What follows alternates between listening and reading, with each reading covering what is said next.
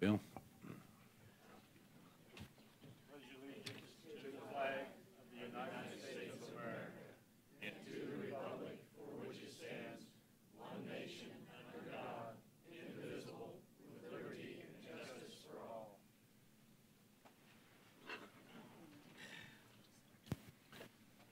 Okay. Eric? Thank you, sir. The first item before the council is item number 4 on your agenda. Amy Vance, who's the County Program Director with the University of Missouri Extension Office in Clay County, is here just to talk a little bit about the Extensions programs and how they might benefit North Kansas City. So, Ms. Vance. Good evening. I'm Amy Vance, the County Program Director, and I would like to tell you how or what type of programming we offer with the University of Missouri Extension. And we are actually already involved with the Parks and Rec Department here in North Kansas City. We offer programming, and we offered summer programming, and we also have programming book clear up until next summer. So a little bit about background about the University of Missouri Extension. We are part of the land-grant university, the University of Missouri. Our mission is to serve Missouri and its residents as they strive to improve and transform their lives. So our goal is to bring the research from the university out to the public, and we like to provide unbiased research programming. So all of our program that we offer is research-based. So some of the programming you guys may know is agriculture. We have a strong history in agriculture in the state of Missouri, from plant growth to land management to husbandry.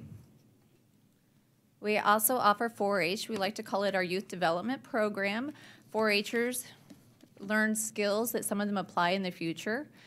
Some of them do lifelong careers when they engage in 4-H over their lifespan. 4-Hers are also 50% more likely to attend college than non-4-Hers, and we are hoping to start a club here in North Kansas City next year. We also offer nutrition education.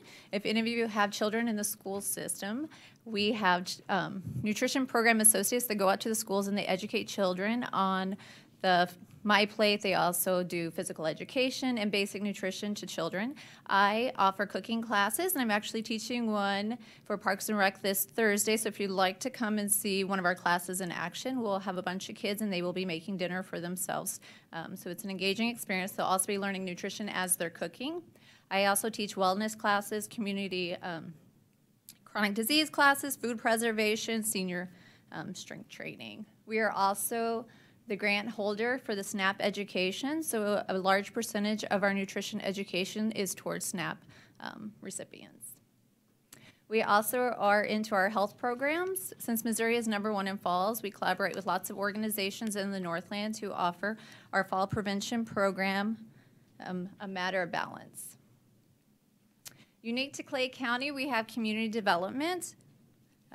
We have an arts specialist here in Clay County, and his main focus is to engage community development through arts, and this could include storytelling. So he will be collaborating more with your arts department coming up. He also offered an arts program over at the Parks and Rec department over the summer, and the kids learned how to paint projects. They wandered around the city and painted pictures of the city. He also works generating income and positive perspective in the community. We house the Northland Grand Families program here in the Northland. They currently help grandparents or relatives that are taking care or have custody of their grandchildren. We offer 3 support meetings a month, and we also have activities, one that we actually hosted here in Mackin Park in kind. The Parks and Rec let us use a shelter, and we put on a big event. About 40 grandparents showed up with their grandkids. They played games and put on activities, and we're very thankful that you guys let us use this space. We also offer business programs, small business development. We offer financial planning. And we also house the Master Gardeners of Greater Kansas City. We have a large children's program in the Northland, and we're hoping to expand it here in North Kansas City. Compared to other areas in the metro, our kids' gardening programs seem to thrive. A few other things that MU Extension offers, we have nurse training. We also offer fire department training and police training, and those are usually housed at campus. And those are the programs that we offer currently for the University of Missouri Extension. Do you guys have any questions about the programs we offer or questions about MU Extension? Zach? I have a question. Before, I think the Missouri Extension, didn't they used to come to our farmers market every so often and do like a cooking thing there? I know that a few years ago they used to do that, and I haven't seen them in the last year or two. Is that a program that you're familiar with? I am. It's a program that was called Cooking Corps, and we were funded by Mark, and they cut the funding, but we are been collaborating with the health department to maybe bring it back next year. So we are trying to get some funding so that we can start offering those programs again. Maybe in a mobile unit so that we don't have to sit in the tents. Okay.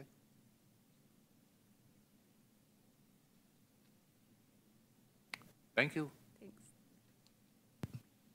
Thank you. Okay, comments from the public? Good evening. Yeah. I'm Rick Warner, and I'm the master developer for One North. And at the last city council meeting, there was a proposed ordinance on signage. Part of that proposed ordinance would have allowed a billboard on the One North site. I apologize, I didn't realize that was on the agenda last meeting, or I would have been here last meeting.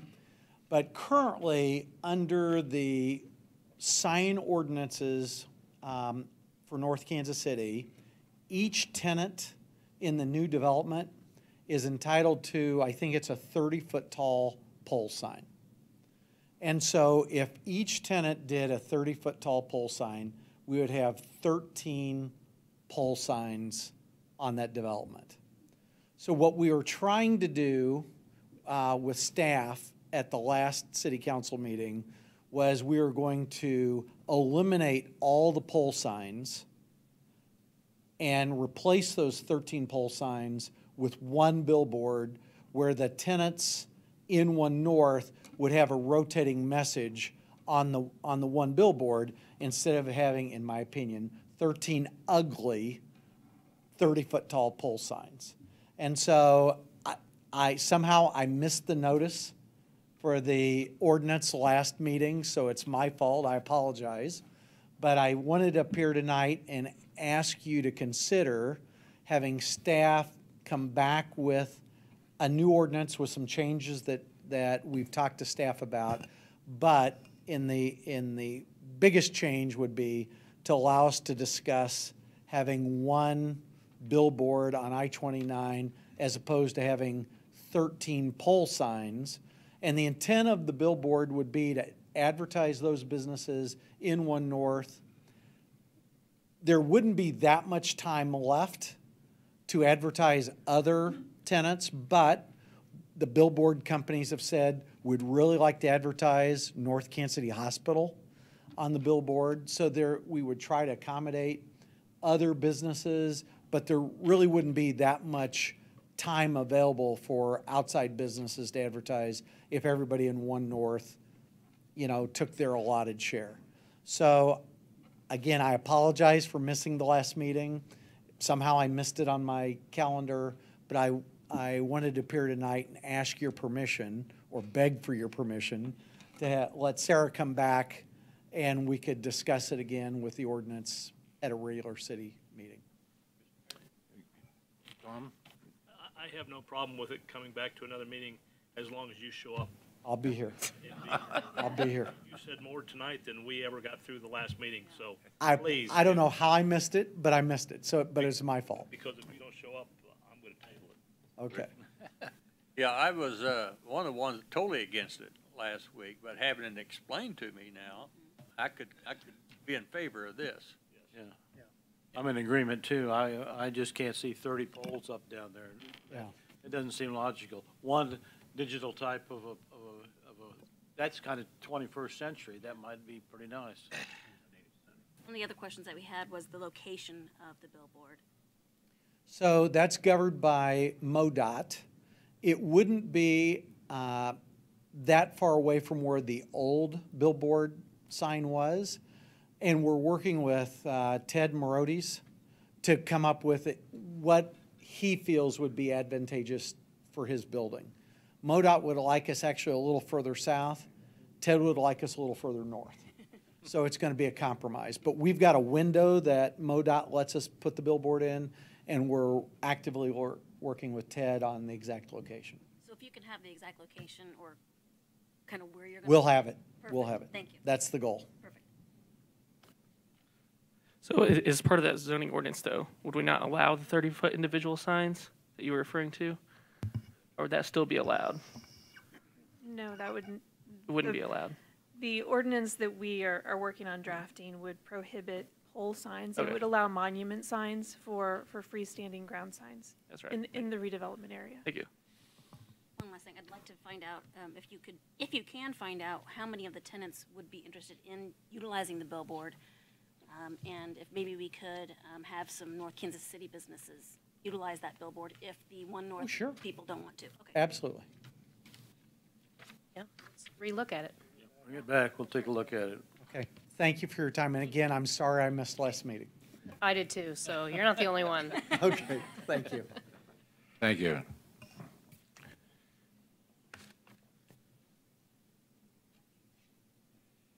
Anyone else?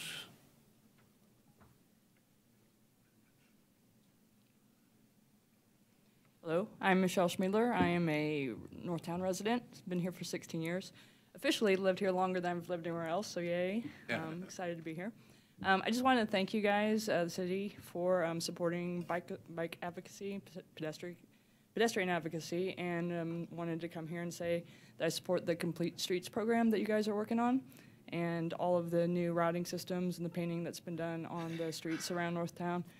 It's super important to a lot of us for our safety and awareness in this town to keep us alive. So thank you very much. Just keep doing what you're doing and keep us in mind when you're building streets.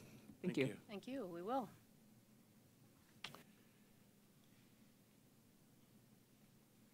Good evening. I'm Mike Rainin Companies. I'm the owner of City View and Gardens Apartments, and I understand you're considering the Burlington plan this evening, and I came to support reinvestment in Burlington. I was the father, or the Johnny Appleseed, of putting 600 trees on Burlington in 1988, and I'm quite proud of enhancing the city in that regard, but it's been 29 years, and it's time to revisit it and upgrade it and keep it vital and supporting the quality that North Kansas City stands for. Thank you. Thank you. Thank you.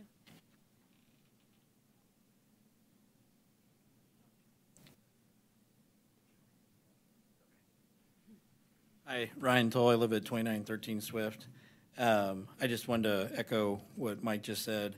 A lot of people have put in a lot of work for a lot of years to have a vision for what Burlington should and can become, and I think a lot of credit to stakeholders like Mike who were in this from the beginning, and then successive staff members and consultants and citizens and business owners. And I think we're so close now. You can see, obviously, everybody sees what's happening in North Kansas City, all the good momentum that's going on. But I think right now, this decision tonight, I think is kind of an easy one, just because there's bird in the hand money that's out there waiting. If you guys authorize the engineering contract with Olson, a good local company, my rough understanding of the numbers is about $1.4 million being authorized tonight. There's about $3.8 million that Sarah Copeland and the rest of her staff and stakeholders were able to secure from Mark federal dollars, and I just think that's kind of an easy 1 to 3, 3 to 1 leverage ratio. That's a really good business decision. Would be really good for North Kansas City, and you know, all the plans that have been done over the years. Now it's time to bring those to fruition and see what this town can become, because it's really the only thing left. I think if you go through North Kansas City and say, man, that's what could be better, that's the one area that could be better, and there's so much upside, and I just hope you vote yes tonight on that. Thanks. Charles? Good evening. I'm Charles Cash. I reside at 408 East 30th Avenue. Tonight I'm here as Vice President of the Parks and Recreation Board to bring you what we have decided on hours for Dagg Park. I know there was concerns about that from some of you and from the public. And we had our meeting Thursday night. We had representative from the public, and we had two of the lobbyists were 4 and 6, and those are hard people to deal with, and it's very hard to disappoint those young folks. So what we've worked out is this year the park the spray facility will close September 30th, which is our regular closing date. After, and our normal hours for that are 10 to 8. And that operates from Memorial Day to September 30th. We've looked at what hours we can be open during the rest of the year. This year, we will stay open, the whole park will stay open from 8 in the morning till 8 at night until November 11th. Not the spray area, but the playground and the rest of the park. And that'll be open every day until November 11th. That's the end of daylight savings time. We felt that then it's going to be dark later in the day. The park does need some rest time for the grass to grow, recuperate from the wear, and such. Then we will operate on Saturday and Sunday, 8 to 8, from November, from November 5th, from March 11th. Let's see. Okay, look at my notes here. Okay, well, I'm sorry, we close on the regular park on November 5th, and until March 11th, we will be operating Saturday and Sunday only. March 11th is when daylight savings time starts again. So when daylight savings time starts again, we'll have the whole park open from 8 to 8. So there's going to be November, December, January, and February where the park will only operate 8 to 8 on Friday or Saturday and Sunday. The rest of the time, it will be available, the playground area will be available for whatever use they want, and then the spray park will operate from Memorial Day to the end of September. So we think that gives people ample time to use those wonderful playground facilities, and want to know if you have any questions. Thank you, Chuck. And it was brought up last meeting, you know, that the only problem that your board had was, or thoughts on it was leaving it open for the playground equipment is the high school kids. And they're there every day. I've been watching. You know, you get there've been two high school people get on that round swing that goes over 200 and some pounds together, you know, easily. And I don't know anything you can do about it legally. I mean, it's open to the public, but they're going to tear up you know, it's a children's park, you know, but the teenagers don't care, I don't think. And even before you rebuilt it, you only had like 4 or 5 swings. But during lunch hour, the high school students be swinging, the little kids sitting there waiting for them to go back to school. It's hard to enforce things. We've had people skateboarding in the water park, spray park area with the water running. So, you know, I would just ask that if any of you see people doing something they shouldn't, if you have the opportunity, say something to them. Well, my wife always said that you should be able to bury teenagers and dig them up when they're 21. Right. The other thing we're going to do is one of the resident that was at the meeting said that, asked why we closed on Wednesday, and we explained that that was our maintenance day. And she said, ask if we could move it to a different day because several of her friends, that was on Wednesday, they would like to go to the park in the morning at 11 o'clock or 12 o'clock, they wanted to go to the library for their reading program, and then they would go to the church and get hot dogs and make a day of it or a morning of it. So we said, yes, we can accommodate that. So next year, Wednesday will be open so they can read, get wet, and eat hot dogs. And speaking of reading, I think the Rabbit Hole would be the greatest draw that North Kansas City could ever have. I fully support it as an individual. I think it would be a wonderful development. Are there any other questions?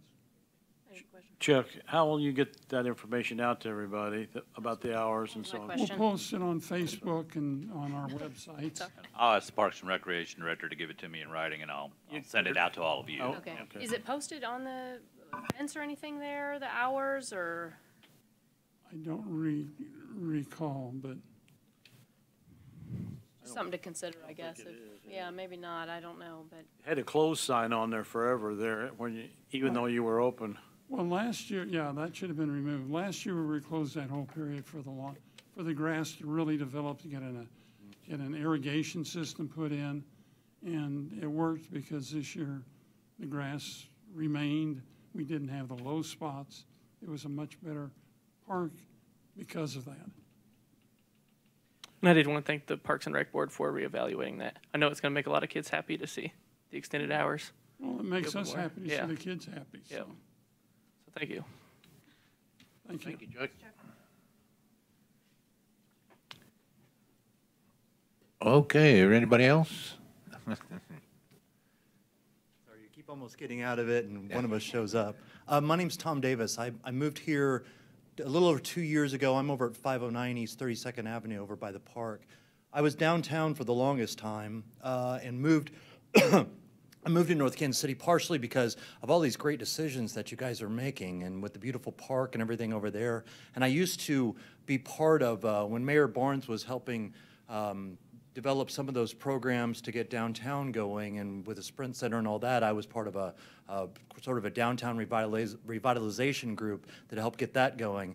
And I remember we always used to talk about the I-35 corridor heading into the Broadway Bridge and what a horrible eyesore that thing was, and there was just nothing that they could do about it. I mean, they tried painting a couple of those ugly buildings to the side, but there wasn't much they could do.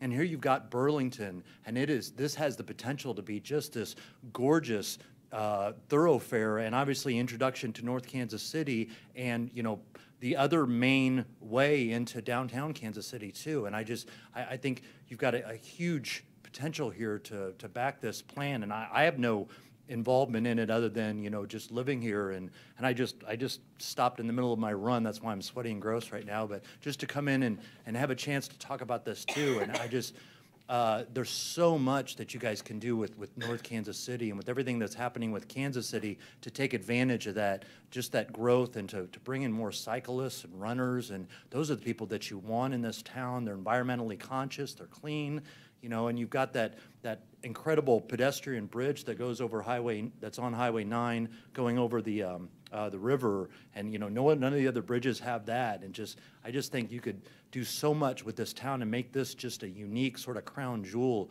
of Kansas City. And so please support that plan, and thanks for giving me the opportunity to talk. Thank you.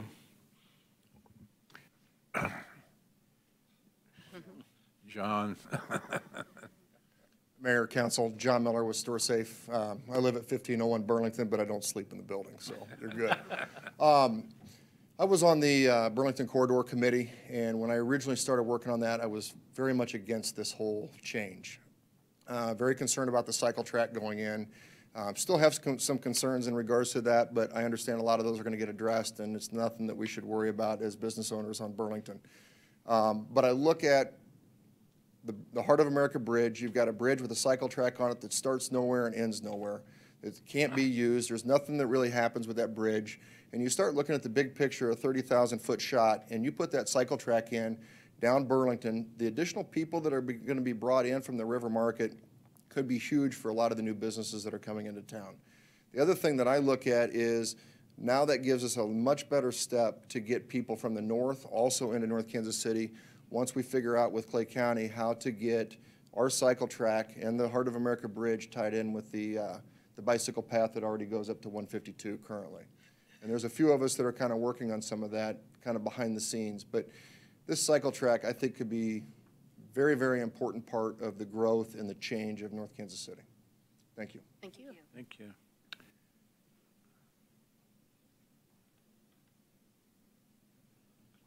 Sorry, one more. My name's David Matthews, and I own a building with my two partners at 1301 Burlington, and we bought that project and started that project in 2007, 2008, and we have had our business in there and several other businesses, and still own the building, even though we've sold the original business that we had in there that I still currently work for. But I'm here as that property owner, and I just am going to not say everything I was going to say and just echo some of the things that other people have said.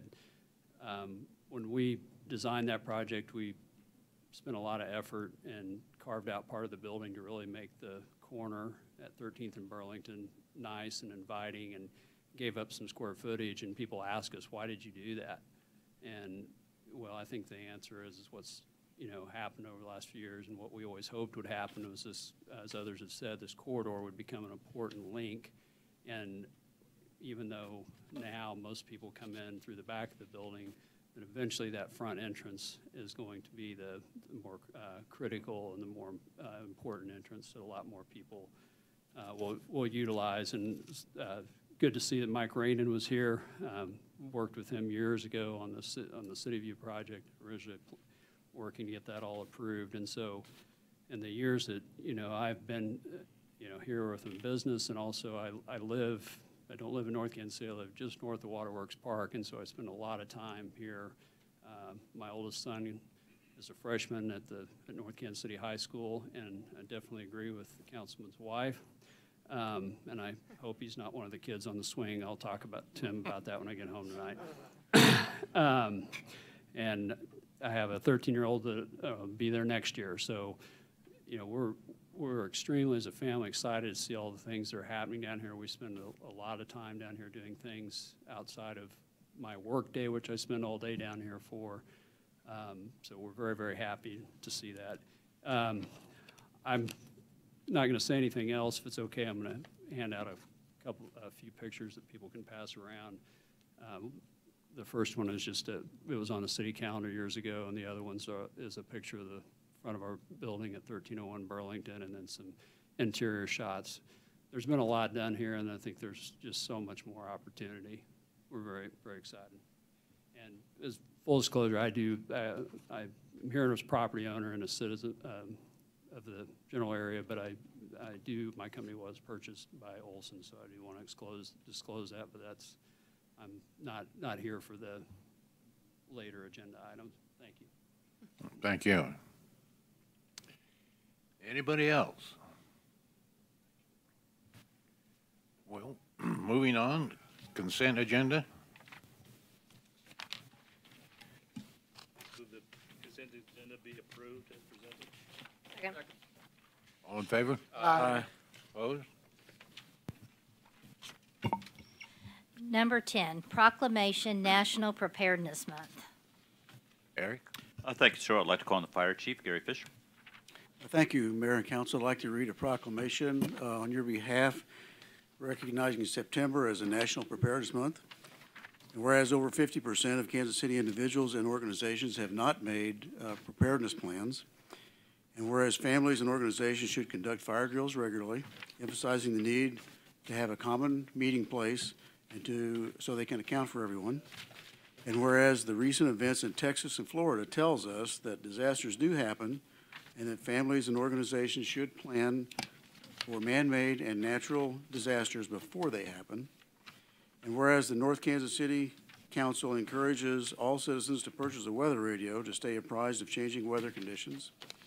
And whereas September 30 is National Preparathon Day, a day designed to help increase awareness and better prepare citizens for disaster. Now therefore, be it resolved by the Mayor and City Council of the City of North Kansas City as follows. that the City Council of the City of North Kansas City does encourage all citizens to visit the website, which is shown up on the screen, and prepare for disasters by practicing drills and discussing disaster plans with their families. I've done this 19th day of September 2017, and I want to thank Council for allowing me to read that. Number 11, assignment of 1411 Quebec Development Plan and Chapter 353 redevelopment contract. Bill number 7226, ordinance number 9023. Eric? Thanks, sir. I'd like to call on the city councilor, Tom Barzee. Mr. Mayor, members of the City Council, these matters have been before you a number of times, so I will try not to go over things that have been gone over before. This really is the culmination of this redevelopment. About a year and a half ago, the city enacted an ordinance that approved a 353 development plan. It also approved a specific contract. It declared the necessity of doing this. And it was all done in the name of the Redevelopment Corporation. And as anticipated in the agreement itself, as noted in my memo to you, this now needs to be assigned from the Development Corporation to the owner, Fairbanks Investments LP. This is the Metro Park warehouses that, remember, they bulldozed down the old one and built a new state-of-the-art warehouse with significantly more space, more siding for both rail and truck traffic. And so what we have before you tonight, I believe, is the concluding item that will need to be done that provides for that assignment, as well as provides us, acknowledges our receipt of their notice to us. A couple of months ago, you approved the completion or authorized the issuance of a certificate of completion of the work, and now just this assignment needs to be made. Be glad to answer any specific questions you might have. First reading. Second. All in favor? Aye. Opposed? An ordinance approving the assignment of the development plan of 1411 Quebec Street Redevelopment Corporation as amended and the Chapter 353 redevelopment contract between the city and 1411 Quebec Street Redevelopment Corporation to Fairbanks Investment LP and acknowledging receipt of notice from Fairbanks Investments LP of continued use, operation, and maintenance of the development area. I move that bill number 7226 be placed on second and final reading and passes ordinance number 9023. Second. Call the roll. Councilmember Sanders? Yes, ma'am. Councilmember Clevenger? Yes, ma'am. Councilmember Stewart? Yes. Councilmember Steffen? Yes. Councilmember Farr? Yes, ma'am. Councilmember DeLong? Yes. Councilmember Lodo? Yes. Councilmember Pearman? Yes.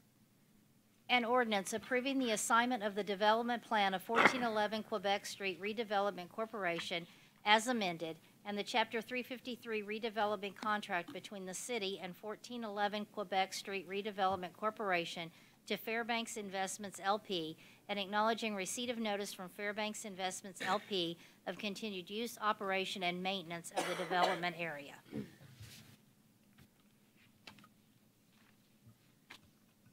Number 12, approval of trash recycling contract with Jim's Disposal Service. Bill number 7230, ordinance number 9027. Eric? Thank you, sir. At the direction of the City Council, a request for proposals for trash and recycling services was issued in July. Jim's Disposal Service submitted what staff deems to be the lowest and best proposal. The council did have a work session at which the president of Jim's Disposal Service, Chuck Bird, was here and answered a number of questions from the council. Mr. Bird is here again tonight if you have any questions. So now before you is a contract for your consideration. Of note, in this contract, as opposed to the one that we've been working on for the last 8 years with Town and Country Disposal, WCA, one change, trash and recycling will be picked up still twice per week for all residents. However, all residences will be picked up on Tuesday and Friday. This is per council decision in August. Still twice per week, but the entire city will be picked up on Tuesday and Friday. And recycling would only occur once per week on Tuesday. There was some discussion amongst council as to whether this might be extended twice, but that isn't how we bid it out. And Jim's has indicated that he'd like to stick with what we did bid out, which is the same thing as we do currently, once a week recycling. And that would occur the first of the 2 collection days, so that would occur on Tuesday. Okay, so twice a week for trash And once a week for and recycling. once a week for recycling? Yes, ma'am. Okay, and it would occur Tuesdays and Thursdays? Tuesday and Friday. Tuesday and Fridays? For trash, Tuesday for recycling. Tuesday for recycling, Tuesday and Friday for trash? Yes, ma'am. Okay, for the whole city? Yes, ma'am. Okay. Trash and recycling will both use 65-gallon wheeled containers. Residents can get smaller containers if they desire, and Mr. Byrd did bring in examples of those. They are in the back for display, and if anybody wants to look. They're basically the same size. One has a different color lid. The recycling has a blue lid, and the trash container has a black lid. But again, if some residents may prefer a smaller one for their property, if they'll contact city staff at the Public Works Department, we will then work with the contractor to get them a smaller one. But that is the basic container that will be used unless we hear otherwise from anybody. The substantive terms of the contract are nearly identical to the terms of the contract that we currently have with Waste Corporation of America in all other respects. Contract amount is $15.86 per household versus $17.22 per household that we're paying this year. So that is an 8% decrease from what we had been paying this last year. One also change of note for council consideration. During negotiations on the exact wording of the contract, Jim's Disposal asked if for one change that the city staff would recommend if council is amenable, and that regards bulky pickup. The contract that is before you now contains wording that provides that bulky pickup is limited to 5 items per month. Right now in our contract, we don't have any limit. We have found that bulky pickup is sometimes subject to abuse, that people put out much more stuff than we even allow, also materials that we don't allow. We believe that limiting the amount that they could be put on the curb by contract might help to curb that abuse. So that is what is in the contract now. If you were to indicate no that you're not pleased with that, though, Mr. Bird's aware, we could take that out of the final contract and continue with an unlimited bulky pickup. But we actually think that would be a good provision to adopt. So how would that actually be administered? So if people put out more than 5, would they pick 5 things and take them and leave the rest? I mean, how is that actually going to happen? Well, that's a good question. Maybe Mr. Byrd might be able to speak to that. You want to? Sure. Yep. Good evening, Mayor and Council. Chuck Byrd, Jim's Disposal Service. In regards to the bulky pickup, typically what happens is if they put out more than 5 items, there is a sticker placed on it and to indicate what the violation is. If the city ordinance is 5 items, we will take the large 5 items, but we'll also tag it and let them know the reason why we did. Okay, so you'll take 5 items and then you'll Yes. tag it so they'll know why the rest of it wasn't picked up? Yes. Okay. Would you offer to come back at an additional charge to the resident to pick up whatever they have? Or? Yes, we would. Also, with that violation sticker, we would also send that address into the city that day to let the city know what the violation is as well. Zach?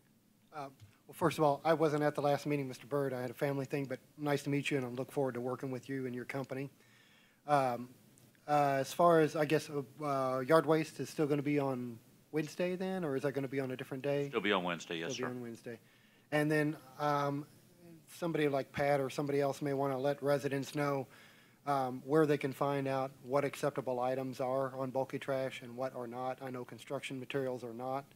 Pat, or whoever wants to answer it, it's on our website, I believe. It is, yes, sir. So once the council approves the contract, we are working now on a mailer that we will get out to all the residents, letting them know of the changes that are in the contract, also reminding them of the current regulations, including what may be picked up with bulky trash and yard waste and how it should be packaged. So we will be working to get that out and then, of course, publicizing it by means of our other media as well. Very good. I believe at the last meeting, they said that not only do we have the container, but if we want to put extra trash bags out get those as well? So Yes, it's we not will. limited to just the 2? Yes. Okay. There are bags outside of the container, and we expect that to happen during the holiday season, typically Christmas and the 4th of July. Our guys are going to take those extra bags. And understanding our application is going to, not going to be the automated service. It will be boots on the ground. And so that gives us the flexibility to handle the bulky items as well with one pass instead of sending a second truck to take the large items. And on the sticker for the bulky items, is your phone number on that sticker, or? Our phone number's on there as well as our website. Along with your website, they can go to our website and they can click on North Kansas City and see what items are acceptable at the curb on the bulky item pickup. They can also see the scheduled dates for holidays and what have you. Well, just to echo the mayor, if they have more than 5 items, he was asking if maybe you could come back for that resident. Would that be something they would call you directly, or would they go through the city for that? Our recommendations is that they would call us directly. Okay. We have another program that we've introduced to the city. It's called Bulky Express. And Bulky Express is if you don't want to wait on the city's bulky day, you can call us direct and we will come and provide that service for you. There is a fee associated with that service, though. We'll also be noting that in the information we're That's preparing great. for the Thank public. you so much. Great idea. Yeah.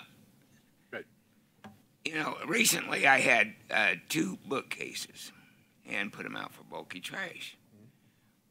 In order to make those bookcases easier to lift, I dismantled them. So there's a lot more than 5 items there. And I could leave the bookcases assembled the way they were, but it would have been rather heavy for your man. So I see a problem with 5-item limitation. Well, on the bookcase, if you dismantled it, our recommendations is that you put it in bungles, you know. I always put it in bundle. Yeah. If it's in bungles, 4-foot bungles, according to the guidelines, we will still take those bulky items if they're packaged the right way. Well, it might have been longer than that because I think one of them was over 5 foot in height. I will say this to you. We're in the business of picking up trash. And if it's there for a reason. You want it to disappear. And so we're not going to come in and nitpick. If that bookshelf is out there and we see that it couldn't be broken down, we're going to take it. Well, yeah, the point I'm making, though, is I just disassembled it to make it easier for the guy to pick up. Well, we would and then recommend... you had more than 5 items. And with a limitation of 5 items, you know, some people are going to just start dumping. It would put pressure to push them to do dumping of various items, illegal act. You know, in my tenure in this business, to generate 5 bulky items a month from a single-family dwelling is quite a bit. And typically, when you see that debris is coming from someplace else. It's not coming from that single-family dwelling. And so that's the reason why we have limited to 5 items, because typically what we see are items that are not household items. You know, it becomes, you know, a breeding ground for just other stuff to be put out on the curb and taking advantage of the program. A couple things. Well, I don't have a problem with the limit. I mean, there are some people. I did get a notice myself last year, so yeah. I mean, I do know that can happen, and I see it some days. And when it comes bulky pickup, and you look, and someone's got 3 houses worth of stuff sitting on their driveway. Another one was in the contract. It says the containers will be delivered by September 29th. Oh, gosh, we must have missed that. We will fix that.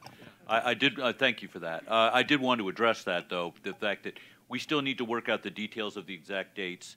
We have spoken with Mr. Byrd about the switchover, and that was in the original because we did, as noted here in the memo, this first year actually goes from November 1st to September 30th because during the transition, we just needed an extra month to get going. We will fix that date, but we do need to work out with Jim's Disposal Service the exact date at which WCA's carts will be picked up, and Jim's Disposals will be delivered, and we will be publicizing that to the public, and we'll make sure to fix that in the contract before signature. And then one more question on the contract. It does show under facilities listed, there's 4 churches. So do we offer trash pickup to all nonprofits in the city, or? It has always been traditional that we've picked up churches, not all nonprofits, but churches have traditionally been picked up by the city, and so we maintain that provision in this, when we bid out this contract. Thank you. I know you told me last time that there was not a North Kansas City discount for a big trash bin. So my question is, let's say I want to renovate my house and I'm going to have a lot of trash, and I could just go to any company, but I want to go to you because you work with North Kansas City. Is there any kind of discount program you would like to offer or that exists? Yes, I believe it's part of our bid document. It is. I think 10-yard is $100 and 20-yard is $200, I believe, and that's the price according to the contract. Our larger 40-yard dumpsters, typically in the market, you'll see these priced at somewhere around $350, $375. I believe our price to North Kansas City is $300. Rick? Excuse me, $150 and $250. Thank you, sir. Thank you, Tom. Yeah, when you put on the website and such, all the new things happening with the trash, this is not for you, this is really for the city. You might want to emphasize how long you can have the trash out before the pickup day, because there's already bulky trash out for October. And some of it is not going to be picked up. It's not the right stuff. And that's on Knox Street, so if your apartment's out tomorrow, you know, but it happens all around. I'm not picking on this one person down there, but they're fence posts and concrete. I don't think that's what we're talking about. Well, one thing that we've noticed that happens a lot, and that is not something that should be picked up according to the contract, but we do have landlords, we think, who, when their unit opens up, they tend to just put it out there whenever it works for them. I know that's And that's that a fact. has been an issue Yeah, going that's forward not right. continuously. That's a fact. There's one house that has 3 mattresses every month. Yeah, coming in from other places. Yeah. The Bulky Express program would be excellent for them. Another thing on piggyback on Rick's thing, and I don't know if we want to do that or not, but I've also seen people that just leave their trash bins out at the curb, and I know. We'll it's also supposed- be noting that. Yeah, noting that. So I don't know if there's no further. It's in the ordinance. Yes, I know it's an ordinance, and people may. If there's no further questions, I'll say first reading. Second. All in favor? Aye. Opposed? An ordinance approving a contract for services between the City of North Kansas City, Missouri and Jim's Disposal Service LLC for waste collection, hauling, and disposal services within the city. I move that bill number 7230 be placed on second and final reading and passed as ordinance number 9027. Second. Call the roll. Councilmember Sanders? Yes, ma'am. Councilmember Clevenger? Yes, ma'am. Councilmember Stewart? Yes. Councilmember Steffen? Yes. Councilmember Farr? Yes, ma'am. Councilmember DeLong? Yes. Councilmember Lodahl? Yes. Councilmember Pearman? Yes. An ordinance approving a contract for services between the City of North Kansas City, Missouri and Jim's Disposal Service LLC for waste collection, hauling, and disposal services within the city. Thank you, Mayor, and thank you, Council. Looking forward to the you. relationship. Forward to working with you. Chuck, good luck. Maybe you'll be mayor one day.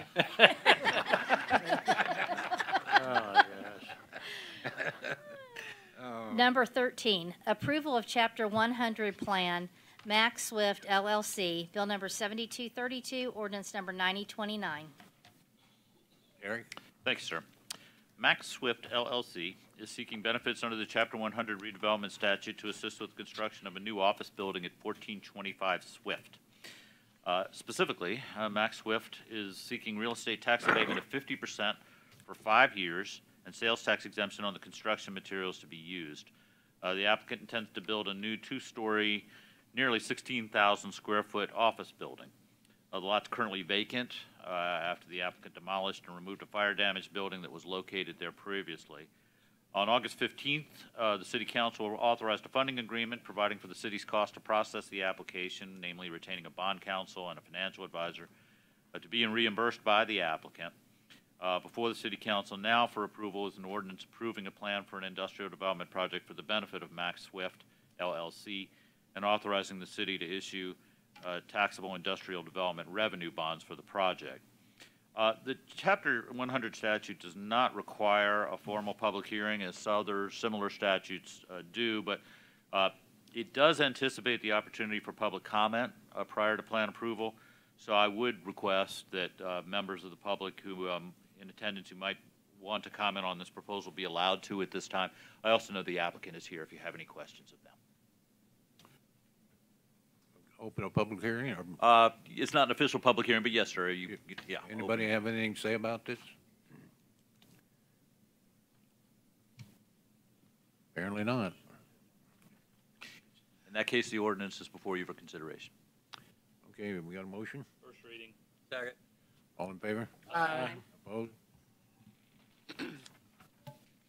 An ordinance approving a plan for an industrial development project for the benefit of Max Swift LLC, Missouri Limited Liability Company, consisting of constructing a building for commercial purposes, authorizing the city of North Kansas City, Missouri to issue its taxable industrial development revenue bonds in a principal amount not to exceed $4 million to finance or reimburse the cost of such project, authorizing and approving certain documents and authorizing certain other actions in connection with the issuance of the bonds. I move that bill number 7232 be placed on second and final reading and passes ordinance number 9029. Second. Call the roll. Councilmember Sanders? Yes, ma'am. Councilmember Clevenger? Yes, ma'am. Councilmember Stewart? Yes. Councilmember Steffen? Yes. Councilmember Farr? Yes, ma'am. Councilmember DeLong? Yes. Councilmember Lodahl? Yes. Councilmember Pearman? Yes. An ordinance approving a plan for an industrial development project for the benefit of Max Swift LLC, a Missouri limited liability company, consisting of constructing a building for commercial purposes, authorizing the city of North Kansas City, Missouri to issue its taxable industrial development revenue bonds in a principal amount not to exceed $4 million to finance or reimburse the cost of such project, authorizing and approving certain documents, and authorizing certain other actions in connection with the issuance of the bonds.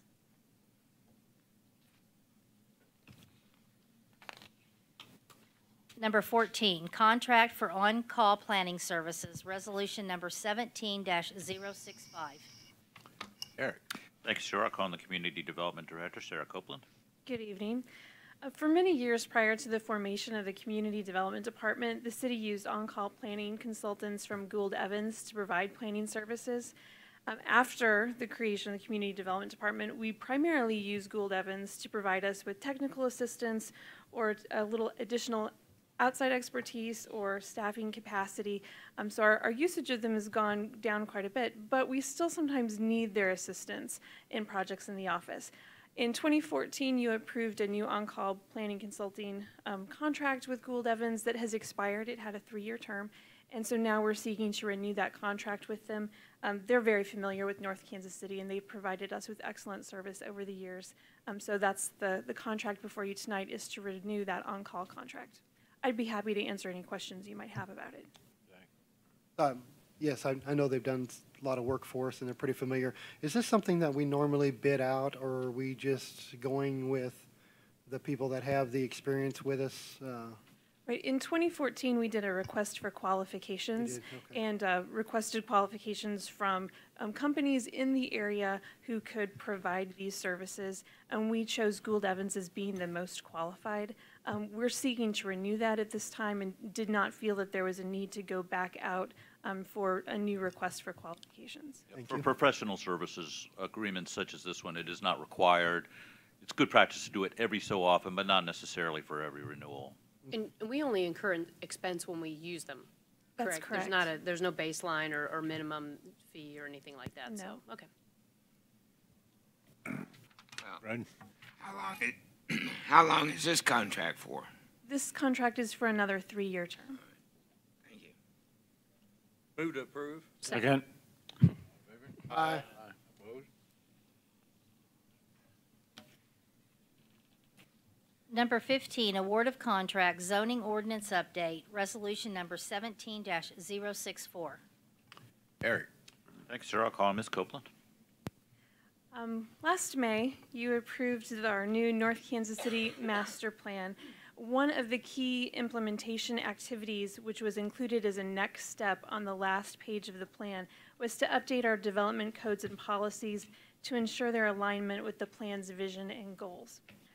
The zoning ordinance really is one of the key ways that we implement the master plan, because it lays out the requirements for anyone who's doing a development or redevelopment project in the city, from something as simple as building a new garage behind your home to something as complex as the One North development. In our case, the main body of the zoning ordinance that we're working under today was adopted in 2002, and it has been amended over time.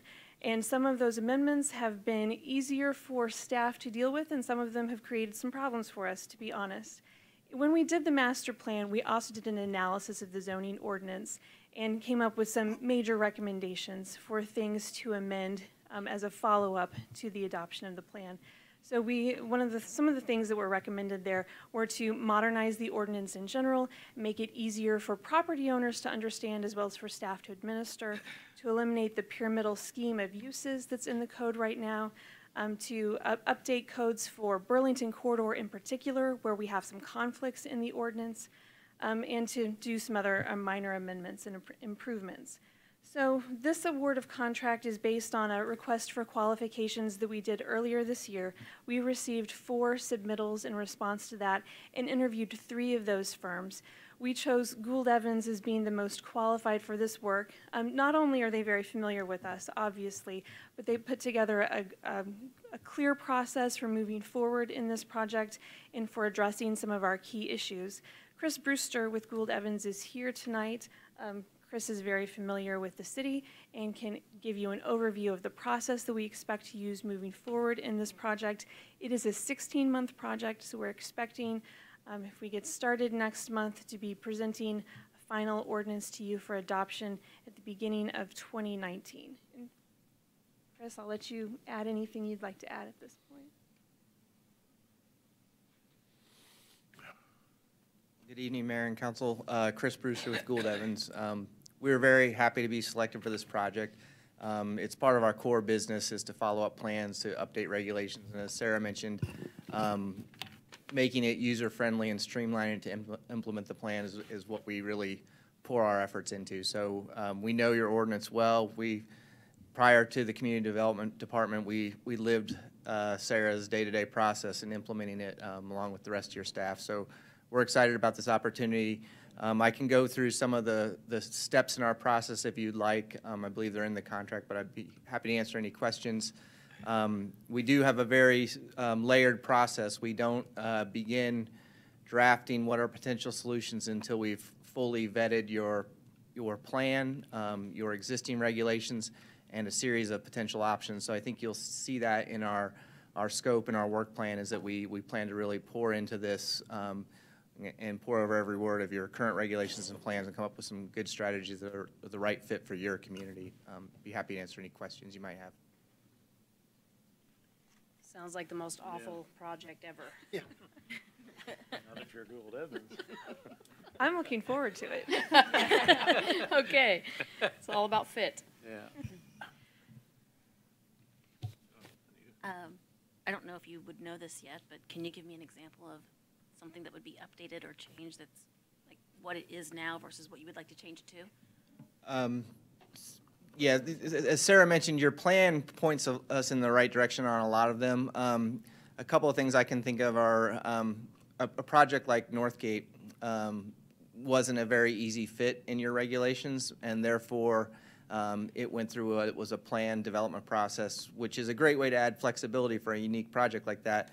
But it also had some very painful processes to get it built. Every time a change needed to happen, we were sent back through a process again to have a public hearing.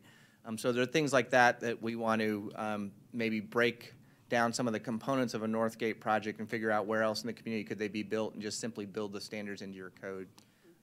Downtown might be another example where we know there's there's holes, loopholes, I guess I would say, things that maybe you don't want to happen there that could because of the downtown zoning being a little more open than you would like. So those are two examples. One, a place where we want to enable more, another, a place where we want to maybe get more specific as to the scale and form of development that you're looking for.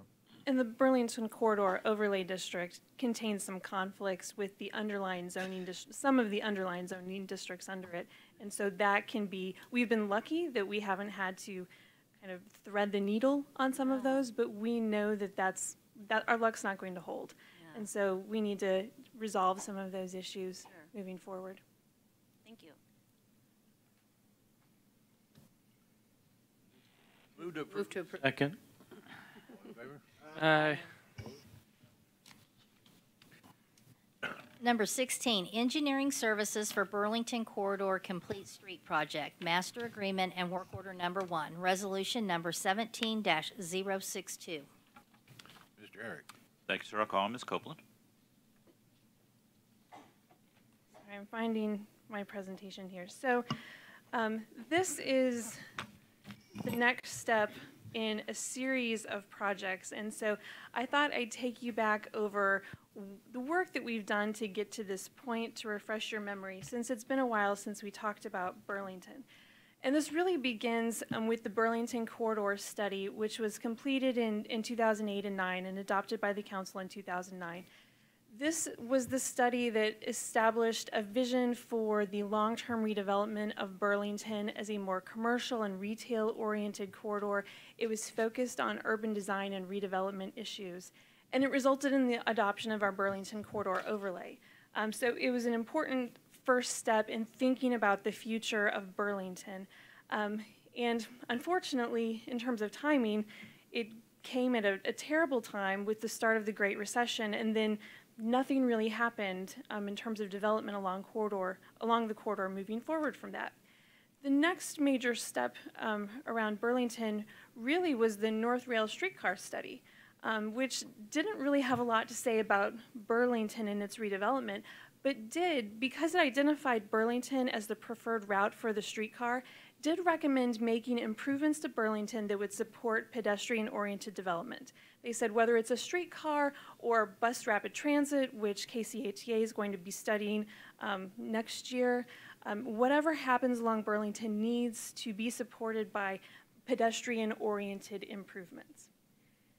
And then in August of 2014, kind of following up from that, the city submitted an application for grant funds through MARC's Burlington Corridor, or through MARC's Planning Sustainable Places program, with the idea of doing a Burlington Corridor Complete Street Plan. So that year, we had put in the budget $50,000 to take a look at the condition and options for the medians in Burlington. Because we were looking at those from a staff level thinking, these are aging, they don't look so great, our trees are starting to reach the end of their natural life, we're not really sure what we're going to do.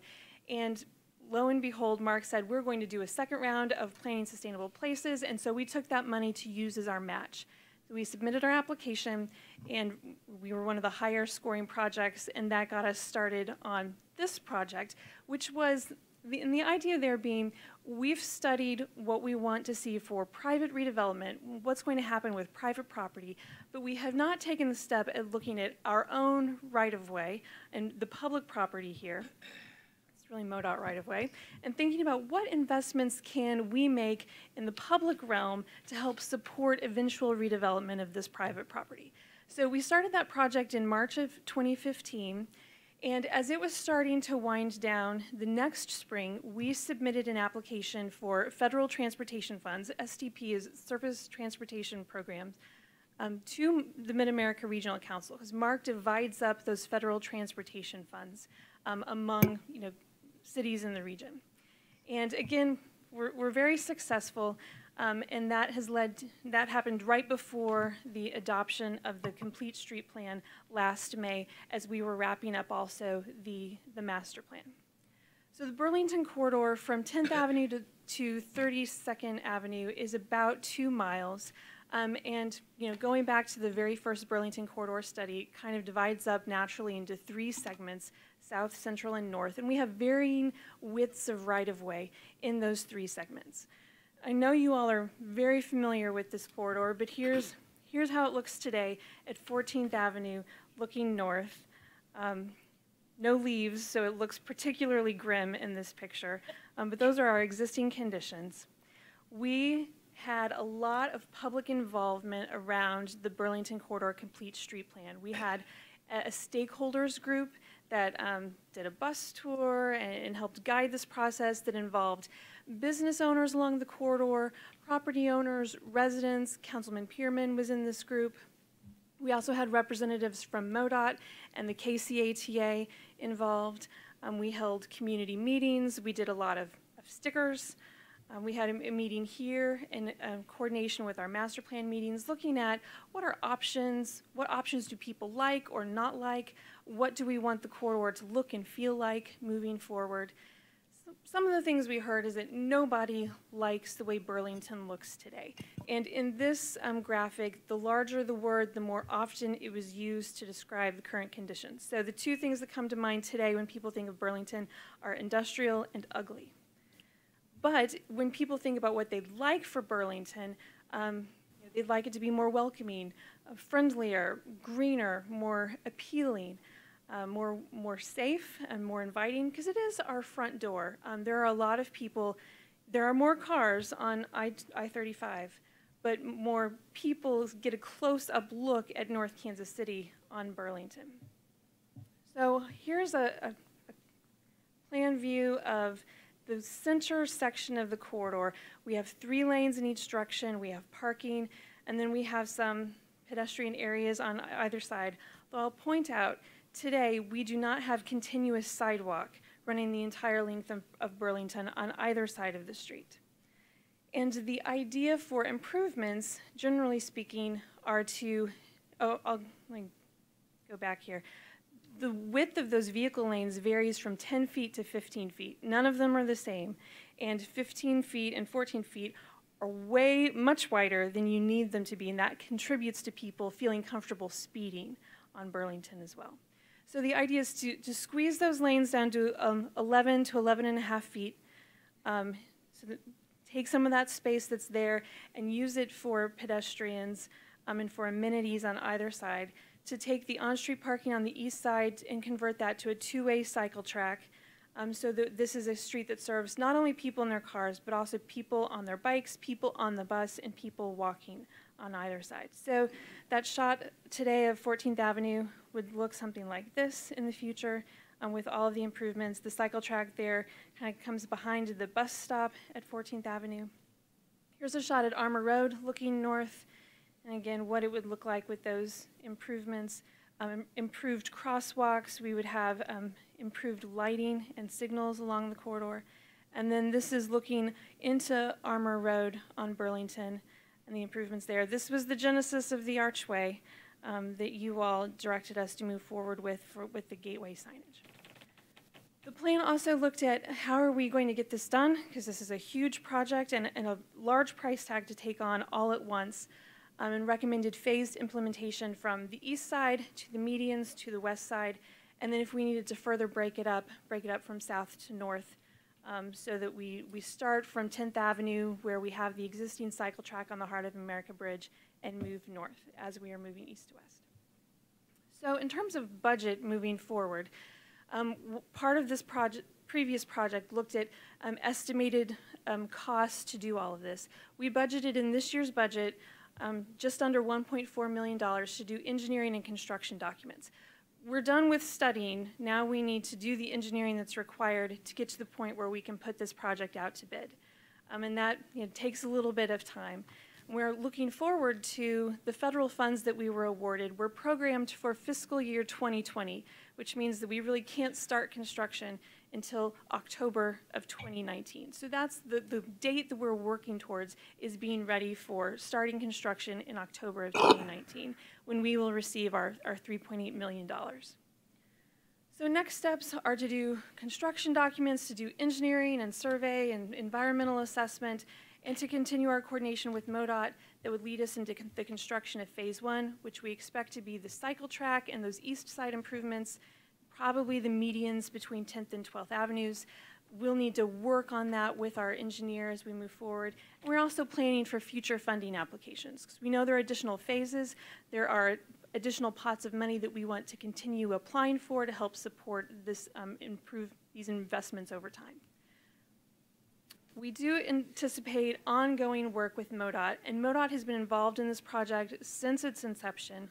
They wrote a letter for our 2014 grant application. They were involved in our Complete Street Plan stakeholders group, both their planning manager and the area engineer, Shelley Daniel. They wrote another letter of support for our STP application. Their local public agency staff reviewed our RFQ for engineering services, and they posted it on their website for us. And then they sat on our selection committee as we interviewed engineering firms on this. So we know that their coordination and involvement in this is just going to continue to ramp up, because ultimately they need to issue a permit for us to undertake this construction. And we will need to negotiate a maintenance agreement with them. But they've been involved from day one on this project.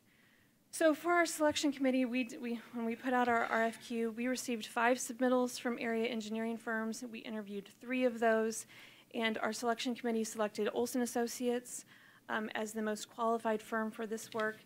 Darren Hinnon would be the principal in charge for this project, and Jonathan Hofflander would be our project manager. Jonathan's also our project manager on the Armour Road redevelopment area, and they're here to give you an overview of where we're going moving forward with it.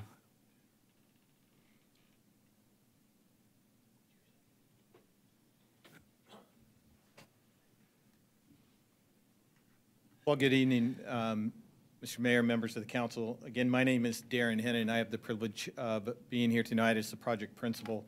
I'm a vice president with Olson Associates. We're going to walk you through a little bit about who Olson is. But first, before I do that, as mentioned earlier, Jonathan Hofflander, who you've worked with pretty consistently. And so as we get ready to embark on another project, I think it's an appropriate time to also stop and say thank you.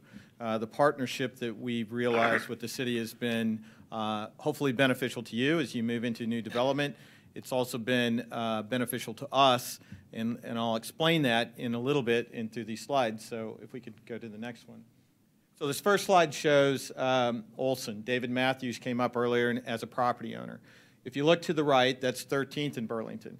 The very first window you see will be my window. It's actually my window today. I work there. So as we became a partner with you, we've actually became a tenant in your community. And so a year ago, we purchased Luchin. And as we were working through that, we have 3 offices within about 2 miles of each other. And we spent the last year kind of grinding through where we wanted to permanently locate. And a lot of the decisions that we came to are what type of amenities, what are the things that will help us look. The center photo is actually our intern program. And so what's important to us is what's going to attract the next generation of people who want to enter the STEM fields. And the new generation today is called Gen Z. And Gen Z is known as, this is the first generation that was never, that is in their entire life, they've never been without cell phones and technology. They're 100% born and raised in the technological evolution. But one of their characteristics is they're not nose down. If you remember your kids who don't look up from their cell phones like mine, this generation also wants to socialize, also wants to be in cool environments. And so when we started looking, the Burlington location, the picture on the left, is actually one of our break areas. So we're in a 1937 warehouse, double vaulted roof, and we're in an area that's growing, that has the social atmosphere, the demographics and the things that we're looking for to help us recruit the next generation of engineers that will make us successful. So through that entire process, we came to the conclusion that we wanted to be in North Kansas City. So we have about 50 now, and when we're done, I said we were going to be at 70. We're over 80 that we're moving down, and we're going to probably be at 90. And to be very blunt with you, I'm already starting to run out of space where we're programmed. So we made a commitment to come down here because of the things that you're doing, and that type of amenity that you're putting on are the type of things our people are looking for. They're living in lofts, they're living in downtown, and they want to ride their bike to work. And then quite honestly, they don't care what temperature it is when they do it. So our next slide. So we have a vested interest in this. And when businesses were talking about it's going to be a disruption, it's going to be a disruption for us too. And so no better way to understand what's going on in the corridor than to live and work in that corridor. And so we're making that financial commitment. A little real quick blurb about the company. We're a little over 60 years old. We have 1,100, slightly over 1,100 employees across about 9 states right now. We continue to grow. We're very bullish in this market, in this area, so we think 90 is probably not the area where we're going to stop here. What we are bringing to the market, in addition to the civil engineers that have been doing the private work in the area, we have full service survey in your community. We have water, wastewater, transportation engineers, mechanical, electrical. All those services are now going to be professionally offered in your community. And the base salary, the starting salary for one of our recent college grads is about $62,000. So we're going to go up from that. So hopefully this has been a good partnership for both of us. So our company, we're 106 on there's a ranking that comes out. It's called ENR, Engineering News and Report. And so out of the top, they rank the top 500 engineering companies in the United States. We're number 106. We think this coming year, when it gets reevaluated, we'll be one of the top 100 engineering companies in the United States. We hope that's a selling point for you as a community when you go out and you try to encourage other businesses to come in, that you have one of the top engineering companies in the country. This is a little hard for you to see, but this is the project team that's been assembled for Burlington Streetscape. There's a lot of names up there. There's a lot of components up there. It goes to the complexity of the project that we're going to be undertaking. Lots of coordination, lots of moving parts, a lot of public outreach. We have people that are designed specifically for this that are going to be contacting businesses, communicating constantly about what we're doing. It's everything from coordinating with MoDOT, as you've already heard, working on the environmental clearances from underneath the ground all the way above the ground to design and making sure we stay with you throughout the entire project. So my role, quite honestly, is to come here occasionally and say thank you. The guy who's going to be doing the heavy lift is Jonathan, who's been here consistently. In all seriousness, my role is to make sure that when John comes to me, needs something within the assets of our company, we have 1,100 employees. If he says, Darren, I need this to make this project work, my job is to make sure he has everything he needs to be successful. So he can keep working, be smooth at his job. I just support him in the needs that he has. Sarah, is that our last one? You want to talk about this? Or? Well, yeah, we can. So we identified a couple of things. We think this is going to advance you as a community. These are some of the things that when we looked at this project, you'll be you'll be the leader in the bike, with bike facilities in KC Metro. This is going to be the longest bike dedicated cycle track in the city. You're leading, not the bigger guys. You're taking the innovative lead on this, and that's a compliment to the community and the leadership that you see the direction this is starting to go. So be out front, be a leader, and we acknowledge that. We know, and you've heard, hopefully we are a point in this that you'll see increased economic activity. We know, as many of the businesses talked about in the opening session, companies are making decisions where they're going to relocate. People are making decisions where they're going to live based upon the type of amenities that you offer. We know we're going to continue to see economic activity in Burlington increase. We think this is only going to be one more asset that's going to help with that. And finally, the improving the quality of life. You saw the gentleman who came jogging in, lives in the area, lives across from Mackin Park. This is an amenity that he sees as a value, and he's already a citizen. So what the benefit of a quality of life improvement, it improves the quality of life of the people that are already here, but it also makes you attractive for the next generation that want to move into the community. And that continual adding of new minds and blood is what keeps every community vibrant. So that's a little bit of the story about us. It's a commitment from our company to you. It's a thank you from us to you for the partnership we've had over the last couple of years. And I think we're ready to slide into the project. And John, I'm going to pull him up here and we can talk any details that you'd like.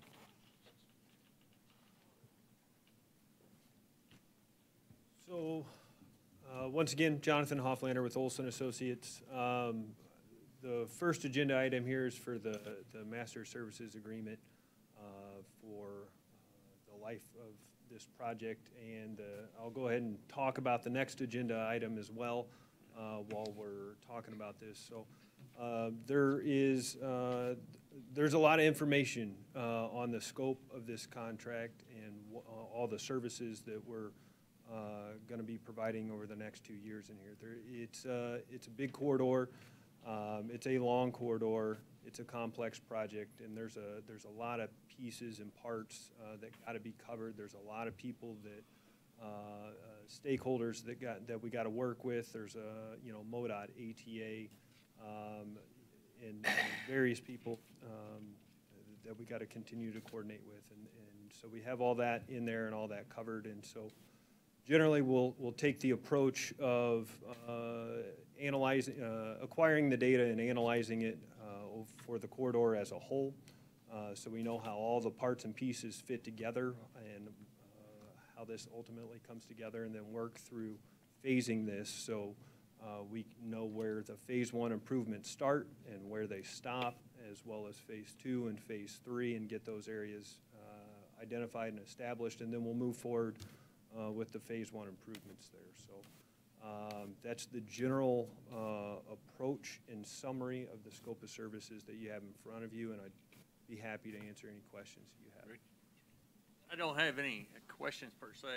I've always been in favor of the Burlington improvements, and the pictures and everything are great. I do see a problem though, just like the recession came up, and then they don't put a lot of this on hold, and then that study for the streetcar, which we couldn't afford anyway. But there's another problem coming up. I don't know how you can expect to change lanes, dig up, do anything when they close Buck O'Neill Bridge.